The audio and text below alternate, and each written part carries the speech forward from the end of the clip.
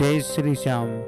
दोस्तों, जन्म के बाद यदि कोई सबसे बड़ा सत्य है तो वह है मृत्यु।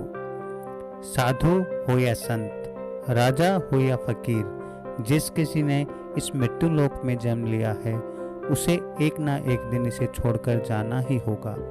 ऐसे में जो लोग इस बात को समझते हैं वो मृत्यु के पश्चात मोक्ष पाने के लिए अपने जीते जी कुछ पुण्य कर्म करते हैं, बल्कि मरने के बाद भी कुछ ऐसे कर्म होते हैं जो मृतक के परिवार वाले विधि पूर्वक करके मृतक की आत्मा को मुक्ति प्रदान कर सकते हैं। तो दोस्तों, इन्हीं कर्मों में से एक है मृतक की अंतिम संस्कार के समय की जाने वाली कपाल क्रिया।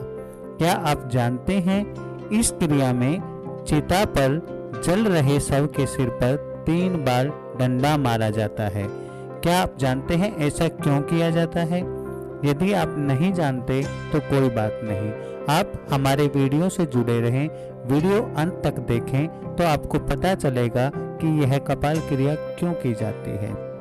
नमस्कार दोस्तों, मैं आपका स्वागत करता हूं हमारे YouTube चैनल द ज्ञान विला में। जैसा कि आप जानते हैं कि आज का हमारा वीडियो का टॉपिक है कि हम हिंदू समाज में कपाल क्रिया क्यों की जाती है। गरुड़ पुराण के कर्म कांड में मृत्यु के पश्चात किए जाने वाले कर्मों से जुड़ी बहुत सी मान्यताएं वर्णन किया गया है। इन्हीं में से एक है शव के अंतिम संस्कार के समय शव के सिर पर 3 बार प्रहार करके की जाने वाली कपाल क्रिया। गरुड़ पुराण के अनुसार हिंदू धर्म में मृत्यु के पश्चात अंतिम संस्कार के समय शव को मुखाग्नि देने के बाद बांस के एक डंडे पर लोटा बांधकर शव के सिर पर घी डाला जाता है।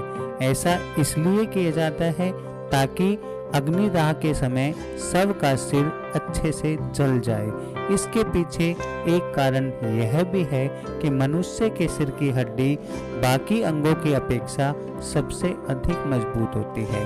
इससे अच्छे से अग्नि में नष्ट करने के उद्देश्य से शव की खोपड़ी पर यह घी डाला जाता है।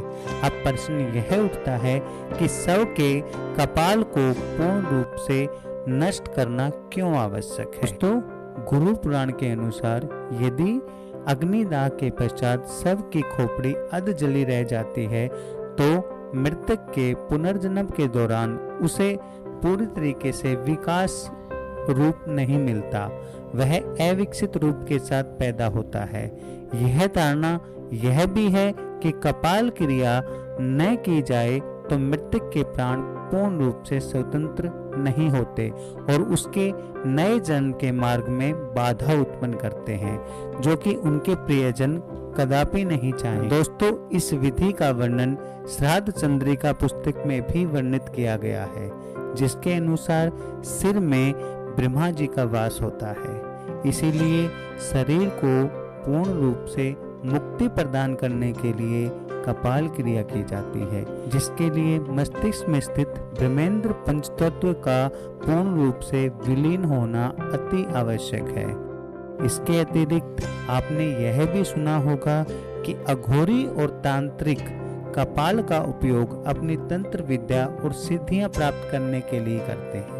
यदि ऐसा उनके प्रियजन के कपाल के साथ हो जाए तो मृत्यु के पश्चात मोक्ष प्राप्त करना असंभव हो जाता है। इसी कारण कपाल क्रिया करना अति आवश्यक हो जाता है।